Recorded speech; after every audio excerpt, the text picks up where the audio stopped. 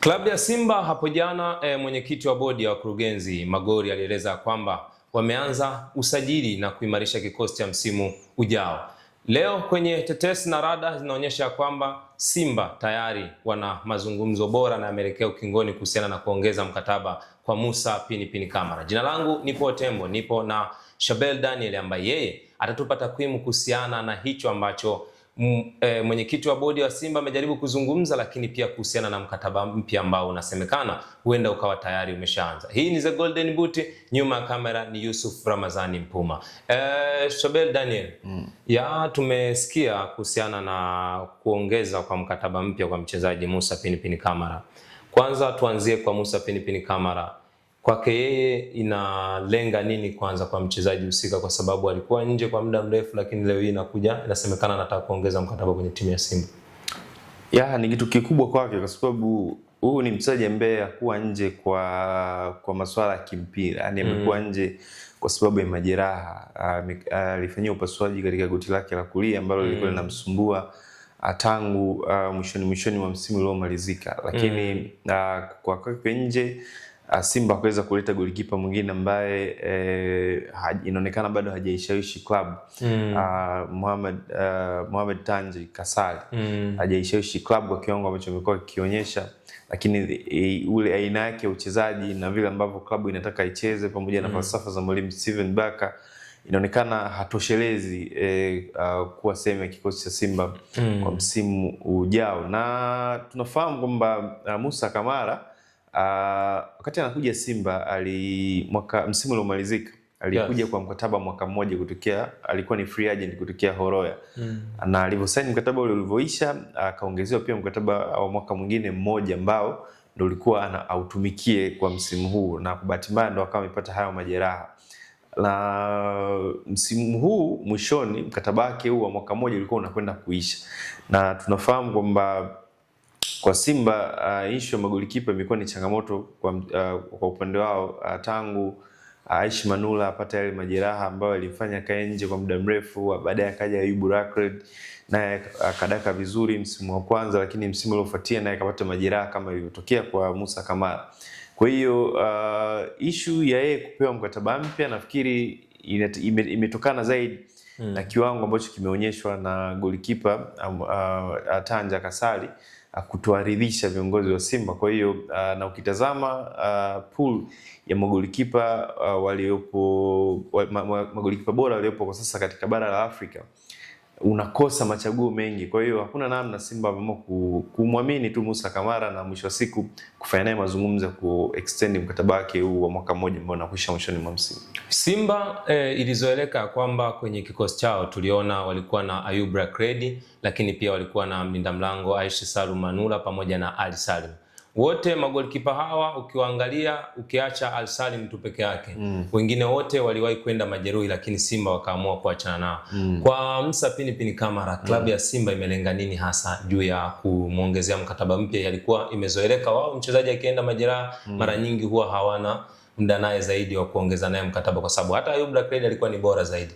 Nimezungumza hapo ambacho Simba nalenga zaidi ni kwamba kwa sasa barani Afrika hakuna pool ama uwanda mkubwa sana wa kupata magolikipa bora. Yaani magolikipa bora barani Afrika wanahesabika, na kwa bahati mbaya sana ni kwetu tu Tanzania ndio tunaruhusu magolikipa wa kigeni kucheza ligi ya ndani, lakini kwenye baadhi ya nchi hasa za kaskazini huko hawaruhusu, sheria zao haziruhusu magolikipa wa kigeni kucheza kwenye ligi zao. Kwa hiyo wale magolikipa bora ambao wanakuwa katika ligi hizo ni magolikipa ambao wanang'ang'aniwa na uwezo kuwapata ama kuona wakija katika kanda zetu huku za mashariki ama magharibi ama kusini mwa jangwa la Sahara. Na magolikipa nimekutajia ni magolikipa wachache sana ambao katika ubora barani Afrika. Utamtaja Ronwen Williams, golikipa wa Mamelodi Sundowns, labda utamtaja Mohamed El Sinawi, golikipa wa Al Ahly pamoja na msaidizi wake Shobel. Utamtaja golikipa Raja labda Znati, utamtaja labda golikipa wa Yanga pia katika Djigui Diarra. Kwa ni wachache sana ambao wapo katika huo ubora. Kwa hiyo kwa Simba wameangalia inapoenda unaachana na Kasali, unaachana pia na Musa Kamara, unakwenda wapi kumpata golikipa bora mwingine ndani ya bara letu la Afrika, ama ikishindikana kumpata katika bara la Afrika, ina maana sasa hapo uanze kuexplore soko la nje ya bara la Afrika. Unakwenda kupata golikipa gani bora ambaye anacheza nje ya bara la Afrika, ndio unakwenda kule kuangukia kwa golikipa. Kuna golikipa alienda kumfuata Brazil misimu kama 2 iliyopita, akashindwa kuja kuonyesha ubora wake, na mwisho siku akaachwa huko kwenye pre-season ya Simba huko Misri. Kwa hiyo kwa Simba ambacho wametarget zaidi kwa Kamara kumwongezea mkataba mpya ni quality ambayo alionyesha msimu uliopita. Usisahau kwamba Musa Kamara msimu uliomalizika ndio alikuwa golikipa bora katika ligi ya soka Tanzania bara, akiwa na clean sheet zaidi ya 17 na akisaidia timu kucheza fainali ya kombe la shirikisho CAF Confederation Cup katika finali ambayo walipoteza dhidi ya RS Berkane. Kwa hiyo Simba wametarget zaidi ubora, lakini pia kingine ambacho kimewafanya kukaa chini na kuzungumza na Musa Kamara ni kulitazama soko la magolikipa barani Afrika, kwamba ukiachana na Musa Kamara na ubora alioonyesha msimu uliomalizika kiasi cha kutajwa kama miongoni mwa magolikipa bora barani Afrika, unakwenda wapi kumpata golikipa mwingine ambaye atakuja kuonyesha quality ambazo wewe unazihitaji katika kikosi chako? Ndio kama hivi tumeona wamemchukua Kasali ambaye ameshindwa kuonyesha kile ambacho alikuwa anahitaji. Kwenye kikosi cha Simba tumeona Mahmoud Tanja Kasali ni mlinda mlango namba 1 kwenye kikosi cha timu ya taifa ya Niger. Lakini Musa Pinpin Kamara alipokuwa kwenye kikosi cha Simba ni mlinda mlango namba 1 kwenye kikosi cha Guinea. Mahmoud toka jiunge na kikosi cha Simba mpaka sasa ana clean sheet 6 ukijumlisha na kwenye mchezo dhidi ya Azam. Upi ubora hasa wa Mahmoud Tanja Kasali na Pinpin Kamara? Nafikiri wanatofautiana kidogo kiuchezaji. Hasa kwenye eneo la idara ya golikipa. Ukimtazama Kasali, ubora wake mkubwa sana nafikiri upo kwenye saves. Na hizo reaction saves za hapa na hapa, ama tunaweza tukasema kitaalamu ni zile reflex.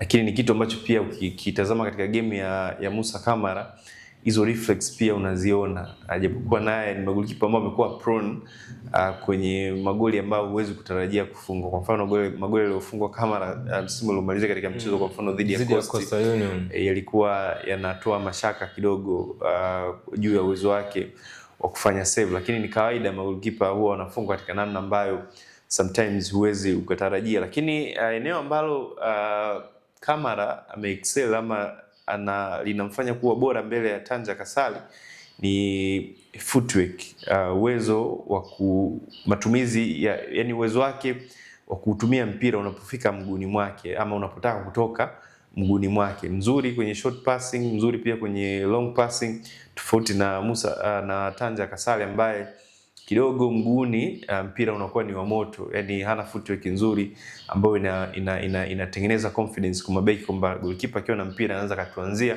ama akaanzia viungo wakati kwa accuracy iliyo sahihi. Mara nyingi mipira ambayo anaianzisha kutokea katika mguu wake huwa wafikia wapinzani wa Simba ama inatoka nje.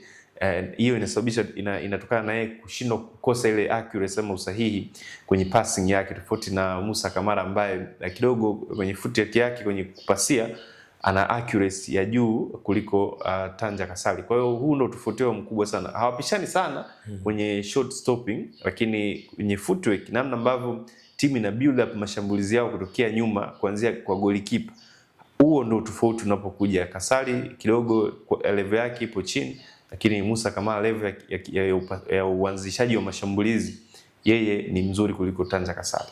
Shabeli, kwenye hilo kuhusiana na Musa Kamara kwenye ubora na Mahmoud Tanja Kasali, umejaribu kugusia hapo. Hebu sasa tuangalie ipi hatima ya Mahmoud Tanja Kasali endapo mlinda mlango Pinpin Kamara atarejea kwenye kikosi cha Simba?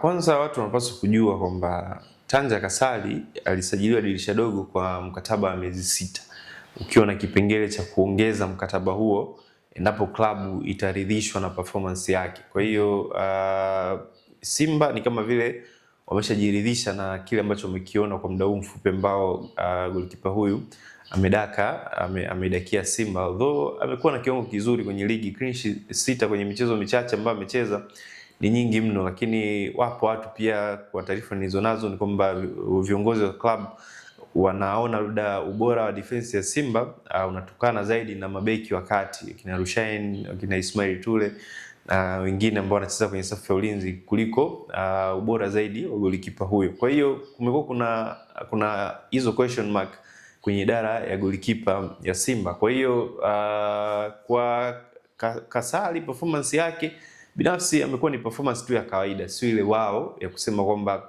inaweza kukufanya utikise kichwa ama upapasi kwenye mifuko yako useme huyu ni golikipa ambaye naweza nikatoa hela ni hakikisha haondoi katika timu yangu baada ya msimu huu kumalizika. Yes, lakini pia Shabel Pinpin Kamara kama endapo ataongeza mkataba ambao unasemekana utakuwa ni mkataba wa miaka 2. Vipi kuhusiana na umri wake, maana ana umri wa miaka 27 sasa. Uwezo atainufaisha vipi Simba na umri wake ambao yuko nao kuelekea kwenye huo mkataba wa miaka 2 endapo atasaini Simba? Kwanza yupo katika umri sahihi sana kwa golikipa, hata kwa mchezaji yeyote. Umri wa miaka 27, 28 mpaka 30 huko ni umri ambao tunasema mchezaji anakuwa anaingia katika prime, yani katika kiwango chake cha juu cha kiuchezaji. Na kwa golikipa ni kama vinyo, the more ambavyo anaendelea kuongeza umri ndivyo anazidi kujenga uzoefu na ubora wake na daraja lake linazidi kupanda. Ukitazama Musa Kamara namna ambavyo alimaliza ligi msimu uliomalizika katika kiwango alichokuwa nacho, inakushawishi unaiona direction ya kiwango chake ama graph la ubora wake lilikuwa linazidi kupanda kwenda juu, na ni golikipa ambaye alikuwa anaingia katika hiyo prime, na pengine asingeumia msimu huu kwa kiwango ambacho alianza nacho na alichukua amekionyesha mwishoni mwa msimu uliomalizika. Ulikuwa unakwenda kumtaja miongoni mwa golikipa bora tulionao kwa sasa hivi barani Afrika, kwa sababu alikuwa na hiyo room ya kuendelea kuimprove zaidi. Lakini pia ni golikipa ambaye tayari ameshazoea mazingira ya Tanzania, ameshakuwepo katika kikosi kwa muda mrefu. Kwa hiyo ule muda wa kuadapt kama ambao anatakiwa apewe golikipa kama Kasari kwa muda mfupi alioingia kikosini, yeye kwake alikuwa hapewi huo muda kwa sababu tayari golikipa mzoefu na anaifahamu ligi ya Tanzania, na wachezaji wengi ambao wanacheza Simba kwa sasa hivi wengi ameanza nao tokea msimu uliomalizika. Kwa hiyo binafsi sio ni shida kwa umri kwa golikipa, hata angekuwa na miaka 35.